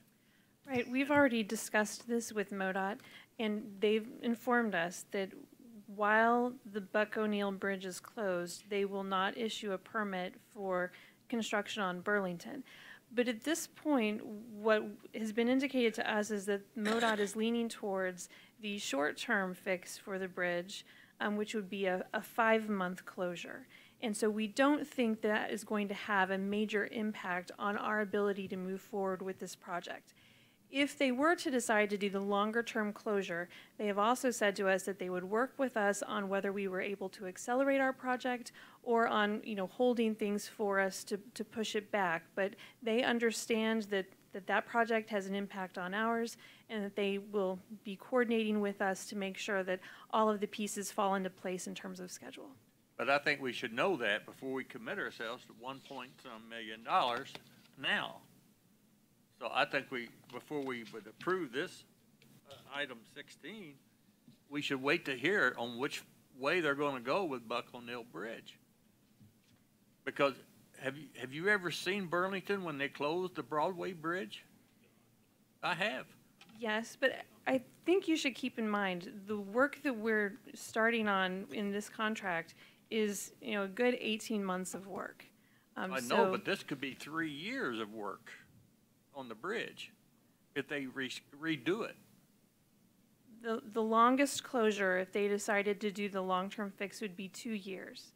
But at this point, they're indicating that they're more likely to do the 5-month closure, which actually might not involve 5 full months of closure of the bridge, to allow them to prepare for building the new bridge. Well, see, what I've read now you've been in contact with them. I don't doubt what they're telling you and what you're telling us. But what I read on the news is if they replace the bridge, you're talking about 3 or 4 years. And if they redo the bridge, you're still talking about a couple of years. Right, 3 to 4 years to construct the new bridge, but that would not involve 3 to 4 years of closure of Broadway. Right. They would do a short-term fix to the Buck O'Neill Bridge, and then they would start construction of a new bridge, and the Buck O'Neill Bridge would remain open during that construction period. Mm-hmm. That's what I heard. Yeah. My question is this. Burlington is a 9 highway. It belongs to the state. Yep. And we aren't going to be able to do anything that the state doesn't approve of. We do know that in some cases, the state would be more than happy to just give us that road. Well, we don't want it because it would cost us a fortune to keep it up. But I think what we really need is some kind of a meeting with MoDOT, with us, and some kind of a guarantee or some kind of in writing that they aren't at some point just say, well, you went this far, now you own it. It's kind of like that berm we put in there. They said, you can do that, but you own it. So I would really like to have some kind of an agreement that with the MoDOT, that we're not just starting out on this thing and all of a sudden either they pull the plug or say, okay, it's yours. At what point do they stay with us all the way, or we're talking $17 million for the whole thing, aren't we? I think we could, well, my guess is, I think we could probably feel pretty confident based upon the coordination they've done with us so far. But if you like, because you mentioned to me before that you kind of like to hear directly from MoDOT yourself, we could ask a MoDOT representative to come to a council meeting and give you the opportunity to ask any questions directly of MoDOT that you like. Our feeling right now is that the concerns about construction schedule aren't a reason to proceed with design, but again, I want to make sure all your questions are answered before, if you're not comfortable. And I want, if this happens, I want somebody here from MoDOT that's high enough up the ladder to make sure that we know what we're getting. Yes, sir. I would tend to agree with that thought. This is a big project, and as long as there's anybody uncomfortable on the council about anything concerning the project, I see no harm in having somebody from MoDOT here to give us some information about what they can do or what they can't. Fred? Tom. I'm like you, Donna. I don't have warm fuzzies with MoDOT when they say, I can just say, oh, it's yours now. We don't want anything else to do with it. I want something in writing. I don't even trust them even verbally saying it. Yeah, I agree. I agree with my fellow council members. First, and this is nothing against Olson. You all do great work. You've done a great job with the One North. Jonathan's took time out of his schedule to, after hours, to take me on a tour when I missed the last one due to a family commitment. But,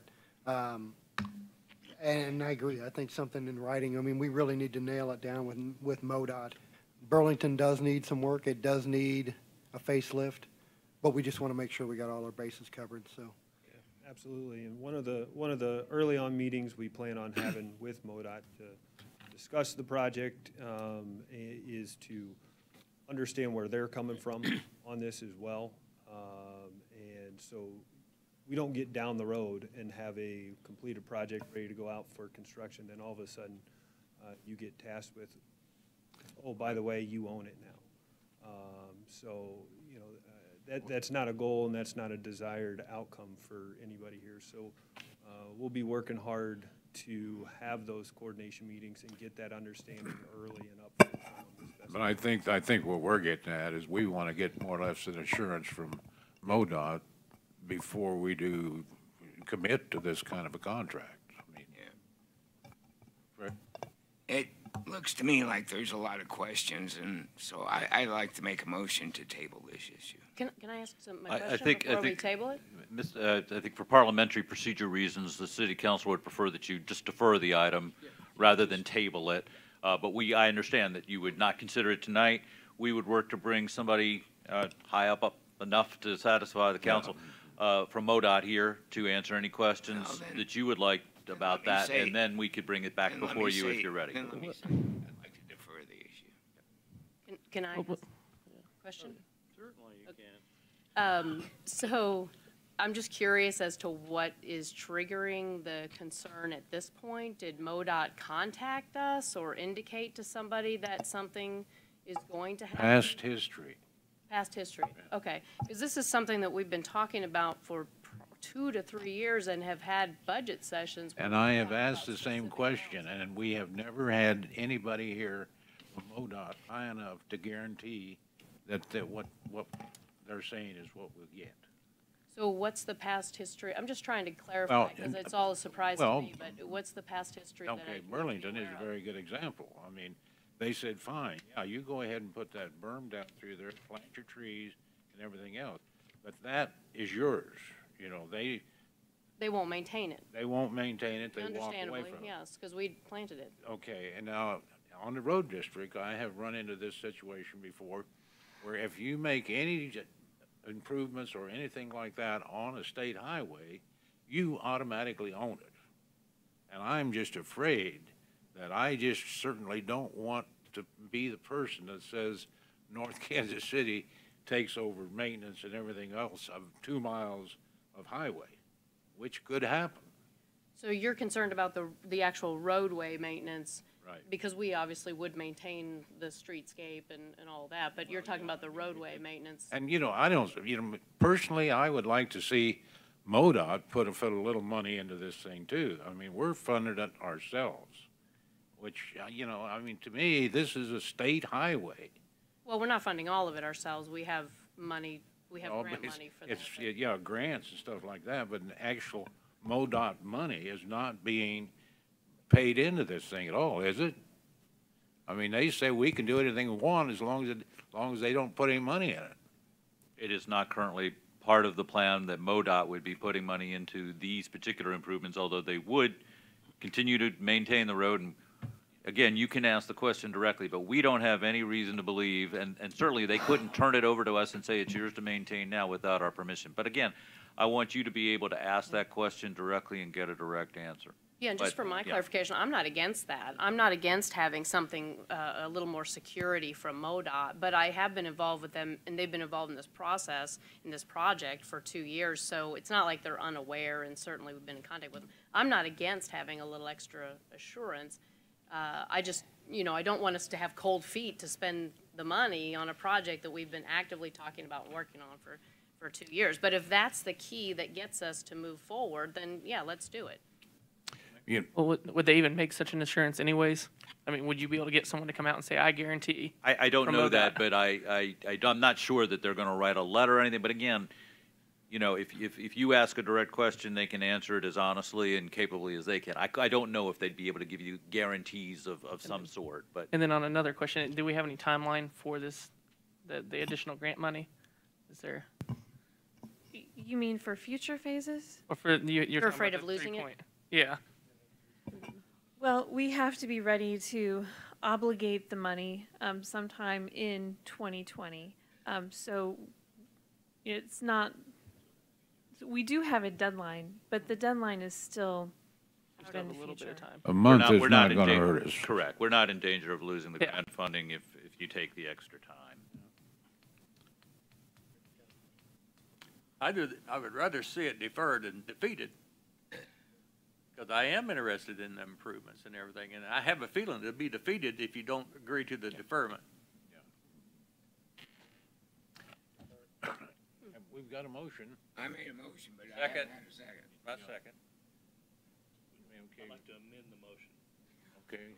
to defer number 17 also. Oh, yeah. That's a good idea. Call the roll. Hold on just a second, please. What's the question? Now, what does deferral mean exactly? Just that we defer it off of the agenda tonight Delaying, and? yes, Okay. ma'am. We'll bring It's- it back to you at a time when you direct us to. Okay, no specific time commitment or? We'll need to contact MoDOT staff, find out when they're available. We'll bring them back to council meeting at their earliest opportunity, and then thereafter, get direction from council as to whether to bring it back for your consideration. Okay, thank you. Okay. Bill Sanders. Yes, ma'am. Councilmember Clevenger. Yes, ma'am. Councilmember Stewart. Yes. Councilmember Steffen. Yes. Councilmember Farr. Yes, ma'am. Councilmember DeLong. Yes. Councilmember Lodahl. No. Councilmember Pearman. No. 6-2. Thank you. Thank you.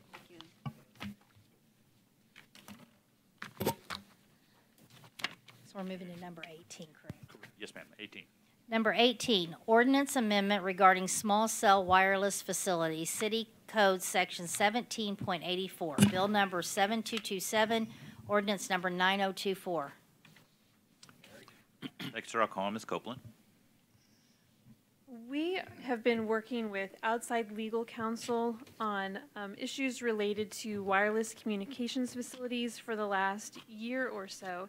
And this item and the next item are both code amendments that our outside counsel recommended to us as to respond to continuing changes in technology related to wireless communications. What we're seeing is a continued trend towards the deployment of small cell facilities, which are smaller than your typical cell towers that you might see. These facilities are particularly designed to help manage the increasing data needs of smartphones, as we are all looking at our email and checking Facebook and Twitter. Data needs continue to go up. And these are smaller facilities that can sit on an existing building. They can sit on top of a light pole. And we want, the goal here is to implement a best practice to encourage this type of facility as opposed to the larger and taller wireless cell towers or more intrusive types of technology. So these two sets of amendments, one is an amendment to the zoning ordinance in our section on conditional uses, which is where we have our regulations for wireless communications.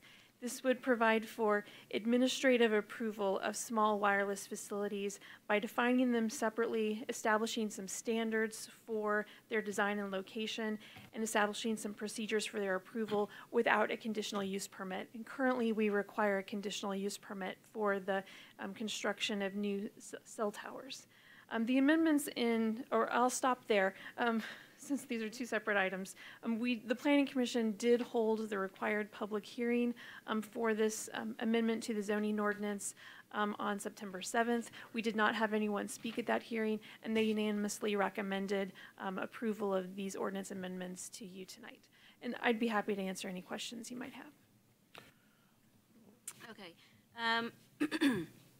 The small cell wireless facilities, do we currently have somebody requesting to put one of those on a facility?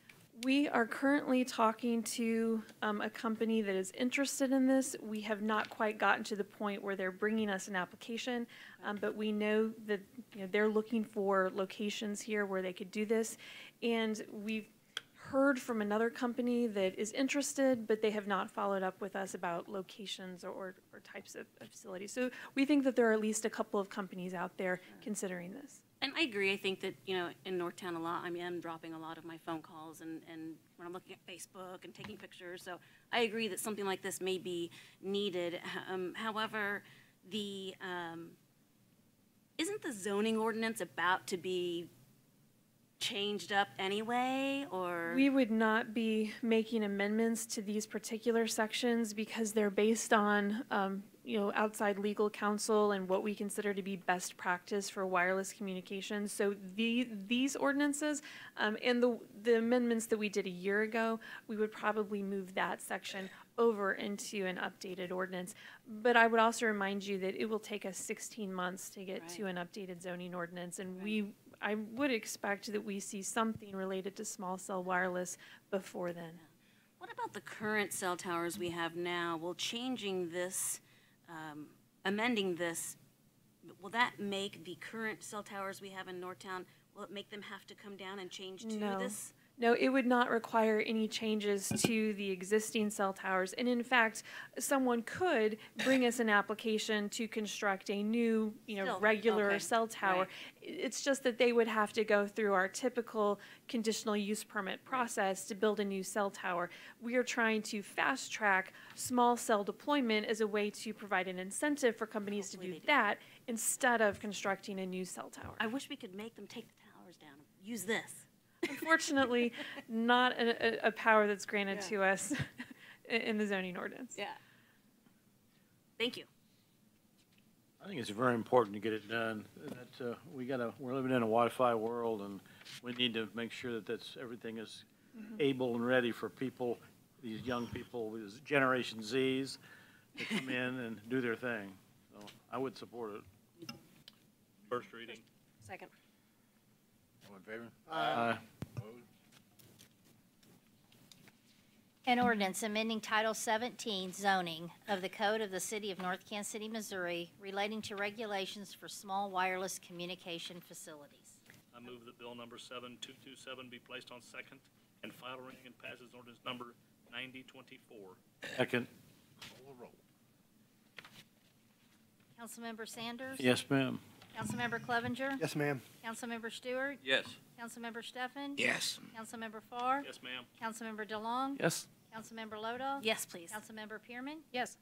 An ordinance amending Title 17 zoning of the Code of the City of North Kansas City, Missouri relating to regulations for small wireless communication facilities.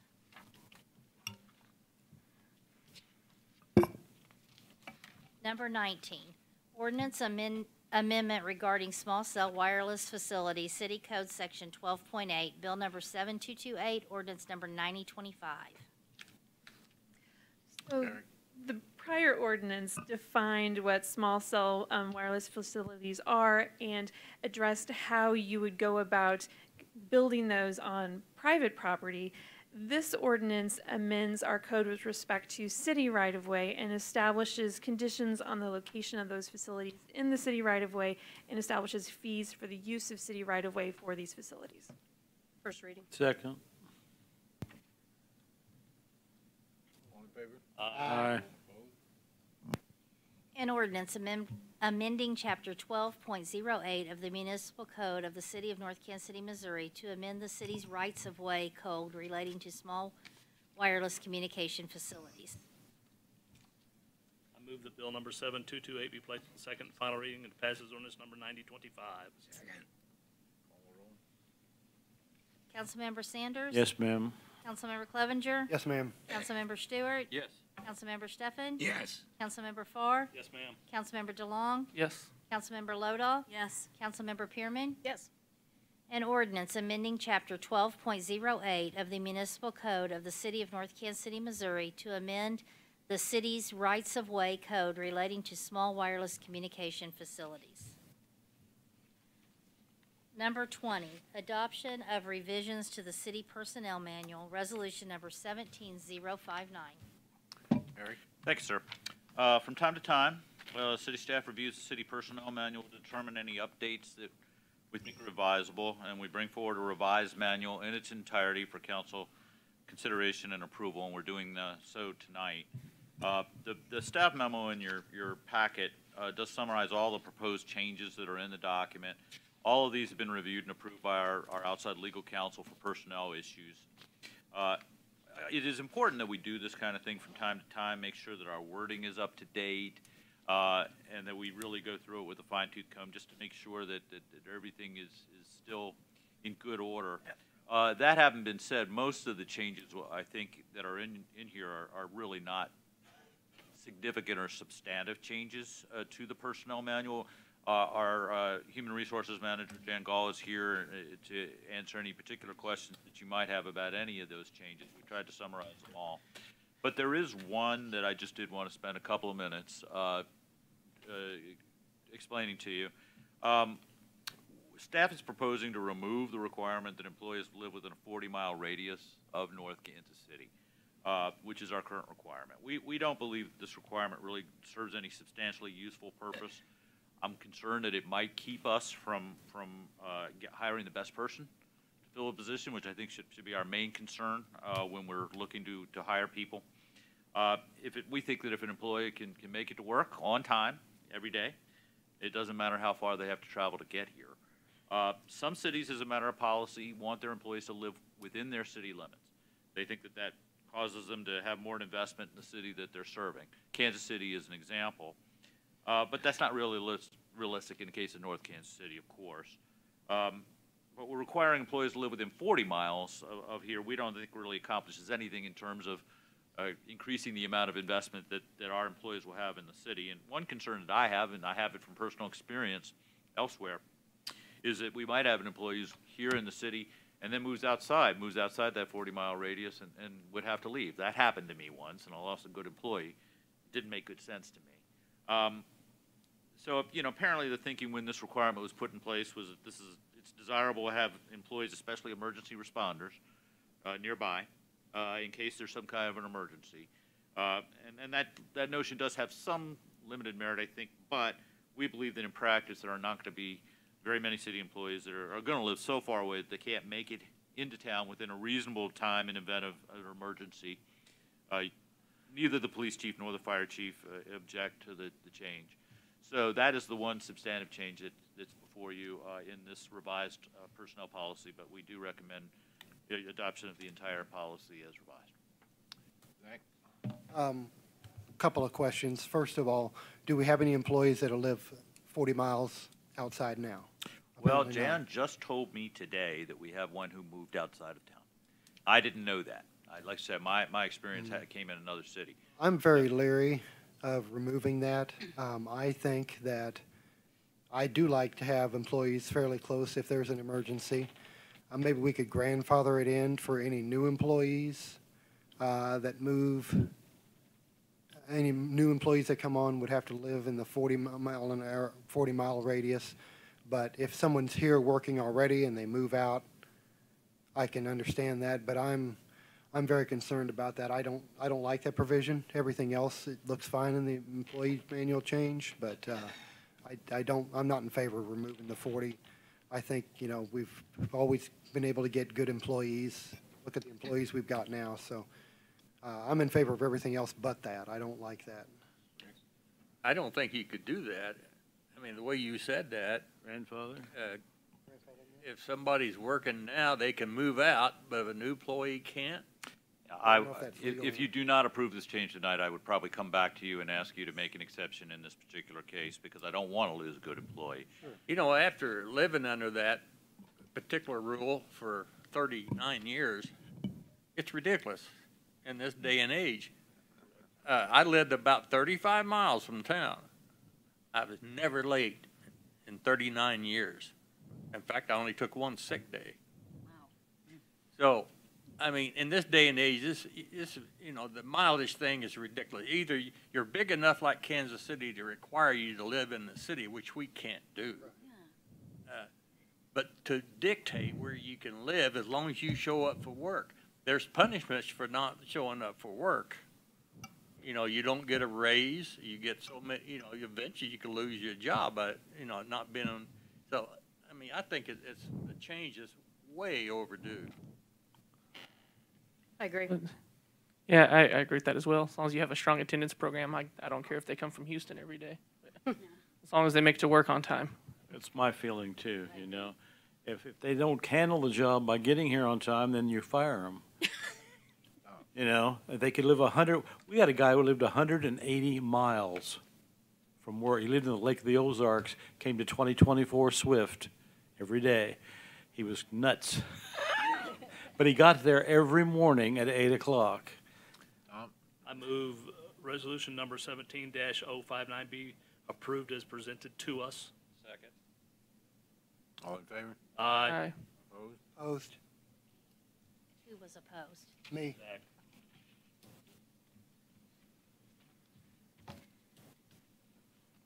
Item 21, adoption of fiscal year 2018 budget, resolution number 17-060. Thanks, sir. The city administrator's proposed budget for fiscal year 2018 was presented to the city council on August 24th. The city council held special meetings on September 6th and 13th to discuss the proposed budget. And now before you for approval is a resolution approving the fiscal year 2017-2018 budget. The budget presented to you tonight is unchanged from the one that was proposed to you on August 24th, except for one change in which we noted a mathematical error that was proposed to you in the transportation fund. I did recommend that we change that, and that has been changed in the document before you. Otherwise, you did not direct any changes, and so the budget that's before you is exactly as proposed aside from that, and I do recommend approval. This does require a public hearing, yes, sir. Okay, we open a public hearing now? Yeah. Public hearing is open. Karen? Apparently not, so let's close the public hearing. And, Move to approve. Second. all in favor? Aye. Aye. Opposed? Okay. Number 22, grant of easement to Kansas City Power and Light, KCP&L, bill number 7229, ordinance number 9026. Eric. Thanks, sir. I'll call on the city councilor, Tom Barzee. As you know, the city not too long ago granted a Chapter 100 to Cerner. In doing so, you own part of the Cerner campus right now. The city does, at least officially. They have requested in the construction work, they need a, KCP&L needs an easement. It's drawn on the back page of the ordinance itself. They've requested that we approve it, and I'm here to ask you if you have any questions about it, or since it's done at their request, and ultimately they will end up with the property back at some point, and it allows them to finalize their project. I would ask that you approve this particular ordinance, and I usually don't ask you to approve an ordinance, but it's kind of necessary. First reading. Second. All in favor? Aye. An ordinance authorizing and conveying an easement to Kansas City Power and Light Company in the city of North Kansas City, Missouri. I move that bill number 7229 be placed on second and final reading and passes ordinance number 9026. Second. Call and roll. Councilmember Sanders? Yes, ma'am. Councilmember Clevenger? Yes, ma'am. Councilmember Stewart? Yes. Councilmember Stefan? Yes. Councilmember Farr? Yes, ma'am. Councilmember DeLong? Yes. Councilmember Lodahl? Yes. Councilmember Pearman? Yes. An ordinance authorizing and conveying an easement to Kansas City Power and Light Company in the city of North Kansas City, Missouri. Number 23, approving counts due and payable by the city through September 15th, 2017. Bill number 7231, ordinance number, it's supposed to be 9028. First reading, or, yeah, first reading. Second. All in favor? Aye. An ordinance authorizing payment for certain accounts due and payable by the city through September 15th, 2017. I move that bill number 7231 be placed on second and final reading and passed as ordinance number 9028. Second. Call and roll. Councilmember Sanders? Yes, ma'am. Councilmember Clevenger? Yes, ma'am. Councilmember Stewart? Yes. Councilmember Stefan? Yes. Councilmember Farr? Yes, ma'am. Councilmember DeLong? Yes. Councilmember Lodahl? Yes. Councilmember Pearman? Yes. An ordinance authorizing payment for certain accounts due and payable by the city through September 15th, 2017. Okay, Mr. Eric. Staff has no comments, sir. Good. Okay, the rest of you. Nothing.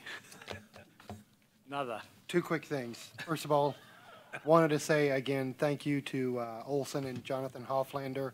I missed the regular council tour of the One North, and he took the time out of his schedule after hours, after 5 o'clock, to meet me down there and give me the tour. Also, same goes for Ted Marato, or Marodi, however you say it. You know, he gave me a tour of the building that you all went through. So wanted to thank both of those people, and I wanted to thank the Parks Board for revisiting the Dag Park issue, and that's it. Nothing tonight. Well, after almost 3 hours and we're still going, I don't have anything to know. I just have one quick one. They overlaid our streets up in River Forest here a few weeks ago. I don't know if I'm 100% okay with this. I mean, there's places, at least out in front of my house, I mean, we're talking about big places that never got paved, and they've never come back and redone it again. There's big pieces of gravel in it. I don't know what's going to happen. I don't know if they're just done and we have to live with it, or what. We'll look into it. Okay, thank you. They're busy over in our neighborhood. Well, better watch them like a hawk. I got a lot of things. No, kidding. No, thanks to Park Board again, Dag Park Hours. Kids will love that. And congratulate Chief Beamer. I did see online today that he's being inducted into the Northtown Hall of Fame. Oh, So. awesome. Chief Beamer. Yay, Beamer. Thank you, Parks and Rec, for opening up Dag Park for longer. That's awesome. I went to the Swift Mile Pint Path, had a great day with my kids. I hope it was very successful, and I hope we can do it again next year. And thank you to Olson for opening up an office here in Northtown. That's great. That's it. I just want to say, good job. There's a lot of work tonight on tonight's agenda, so thank you to staff for your work on that. And I'm looking forward to our new trash company. And that'll be an interesting adventure, hopefully not so interesting. We'll have great service and we'll all be happy. 5 items. And I'll limit my bulky item pickup to 5 items, and you better too. Not me, I'm Councilmember doing DeLong. Yeah. I'm doing Construction 6. materials. You need the copy of that ordinance. Mayor, not got nothing to say. Number 27, consideration of a request to hold and recess into an executive session as requested by the city administrator to be held on this date on a litigation matter pursuant to Missouri Revised Statutes, Section 610.0211. So moved. Second. Councilmember Sanders? Yes, ma'am. Councilmember Clevenger? Yes, ma'am. Councilmember Stewart? Yes. Councilmember Steffen? Yes. Councilmember Farr? Yes, ma'am. Councilmember Yes. DeLong? Councilmember Lodahl? No. Councilmember Pearman? Yes.